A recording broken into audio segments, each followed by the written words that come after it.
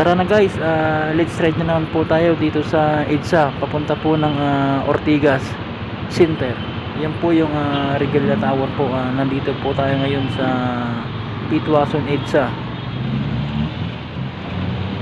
August 27, 2023, 5:20 na po ng hapon. Yan naman po yung Motor Trade EDSA po. Yan po yan. Kung mapapansin nyo po guys, parang wala pong masyadong mga sasakyan po ngayon kasi araw po ng linggo. Yan guys, kung makikita nyo po parang maluwag po yung EDSA ngayon. Kung mapapansin nyo rin po yung mga bus lane po ng carousel, sunod-sunod po sila dyan kasi nagpupuno pa sila ng mga pasahero kasi kakaunti lang po yung mga tao po ngayon dito sa EDSA. Ito na po yung main avenue po ng Cubao.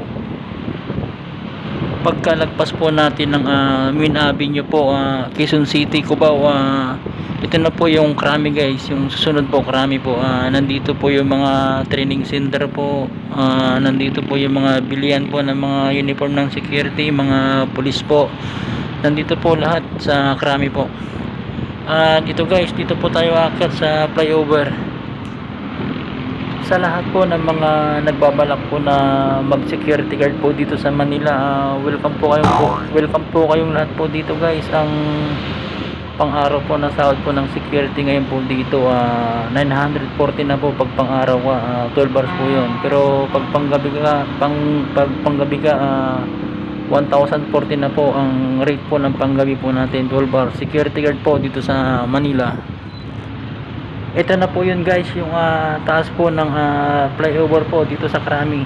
Dito po tayo dumaan para hindi na po tayo ma-traffic po doon sa ibaba, kaya dito po tayo dumaan sa taas.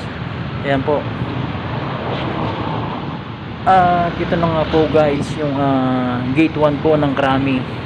Ayan po guys, yung mga nasa probinsya po na nag-aaral po ng police, yung mga hindi pa po nakakapunta ng Krami, ay ito po yung harapan po ng Krami guys. Santolan MRT station po.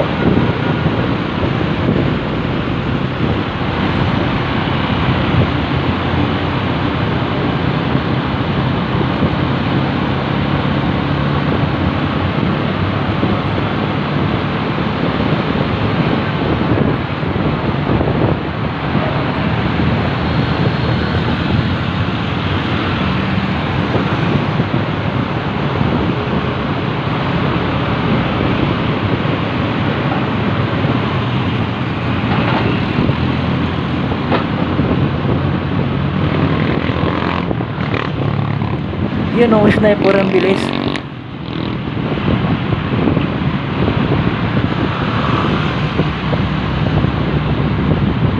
Primex Tower.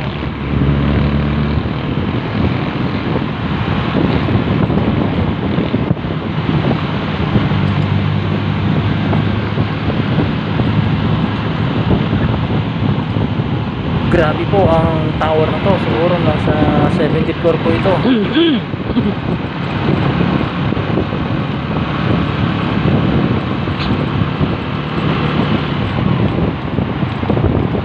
Ayan po yung Primex Tower. Grabe, ang taas po nito guys. Ayan po, Primex Tower. Grabe, ang taas.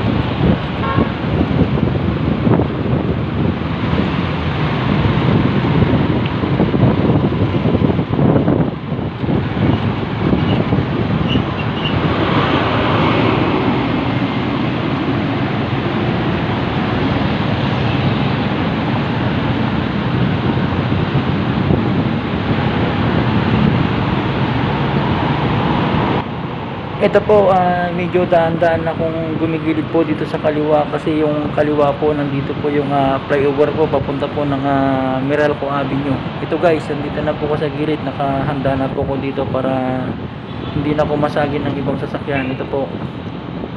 Yan, ito na guys, pakit na po ito guys sa flyover.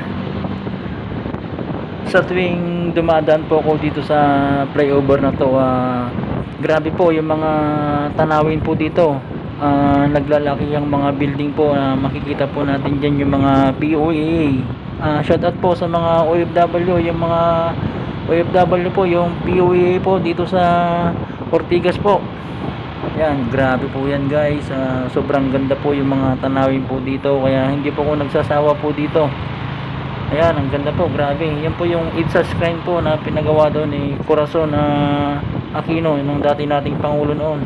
Grabe po yung mga building po dito. Dito po ako natutuwa sa tuwing dumadaan pa ako dito. Grabe, ang ganda po dito sa Ortigas. Iyan po yung Eaton building po. Ang mga nagtatrabaho po dyan, mga call center agent po, shout out po sa inyong lahat po dyan na nagtatrabaho po. At ito na nga po yung Robinson Galleria. Yan na po guys, yung Robinson Galleria. Shout out po sa lahat po ng mga nagtatrabaho po sa Robinson Galleria at sa mga dati na pong nakapagtrabaho dyan po. Shout out po sa inyong lahat. Ito na po yung Meralco Avenue po. Itong binabaybay po natin. Meralco Avenue na po ito guys. Sa mga hindi pa po nakakapunta ng Manila po, para po sa inyong lahat ito, para magkaroon po kayo ng idea dito sa Metro Manila po. Antonio, Pasig City, Metro Manila. Ayan, kaya naman po tinawag na Meralco Avenue ito dahil yan po yung Meralco po. Meralco office po. Main po ng Meralco. Yan po guys, yung main ng Meralco. Yan po. Kaya tinawag na Meralco Avenue.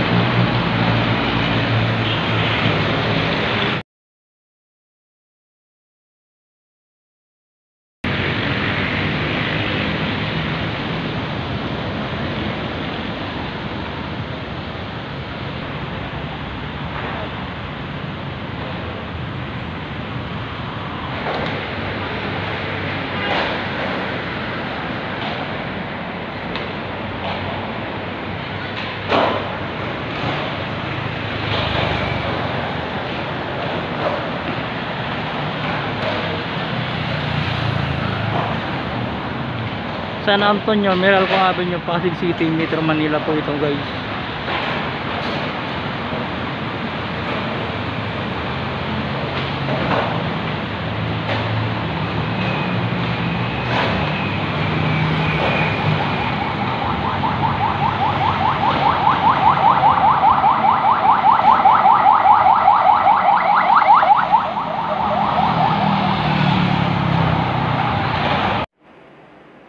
Tara na guys, samahan nyo po ako para makita nyo rin po at mapanood itong mga nagtataasan po at mga naglalakihang pong mga building po dito sa Ortigas, Pasig po. Ortigas Center, San Antonio, Pasig City.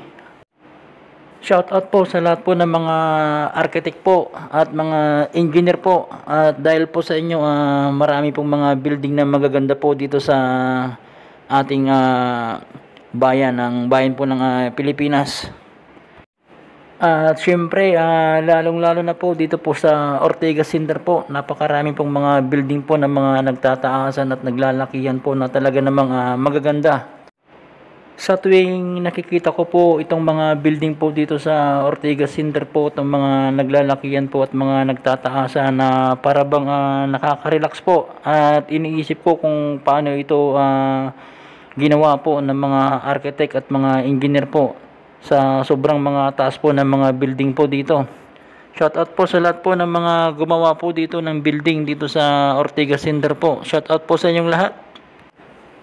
At ito po yung napakalaking parking lot pa po dito.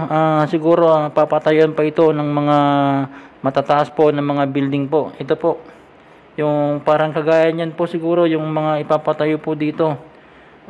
Siguro plano pa lang nila kung ano yung mga ipapatayong building po dito sa bakanting lote na ito. Pansamantala ginawa muna nilang parking lot po ito. Yan po guys, napakalawak po yan kung makikita nyo po. Yan, lawak po. At lalong-lalo na rin po itong isang building po na to. Napakataas po, grabe po. Yan po. Ayan, halos nangalay po yung kamay ko dyan sa pag-video sa sobrang taas niya. Siguro nasa 80 floor po yan, 70 ganon. Ganyan po kataas yan po guys. Kung makikita niya po, nangalay po yung kamay ko dyan. Ayan po, grabe, ang taas po niyan. At ito po yung San Antonio Meralco Avenue. Yan po yan guys, pag marating nyo po yan, yan po yung Meralco Avenue, San Antonio. Shout out sa kay Mayor ng San Antonio Pasig, si Tomas Lising. Shout out po sa iyo, Barangay Chairman po ng San Antonio Pasig City. Tomas Lising po, Tomas Lising, at maraming salamat po sa mga nanood. God bless po.